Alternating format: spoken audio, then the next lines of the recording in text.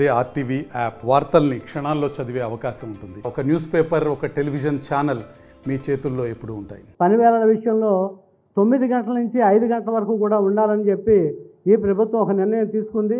Pilot ప్రాజెక్టుగా ప్రయోగం చేద్దామని చెప్పి నిన్న నుంచి స్టార్ట్ చేసింది. ఈ పని వేళల విషయంలో అయితే మాత్రం ఉపాధ్యాయులను కానీ సంఘాలను కానీ మాలాంటి ఎమ్మెల్సీలను కానీ ఎవరిని కూడా సంప్రదించకుండా ఈ ప్రభుత్వం ఏకపక్షంగా ఒక నిర్ణయం తీసుకుంది. ఉన్నటువంటి 9 గంటల నుంచి 4 గంటలకు ఉన్నటువంటి పని వేళలు ఏదైతే ఉన్నాయో పాఠశాలలు అవి చాలా చక్కగా ఉన్నాయి.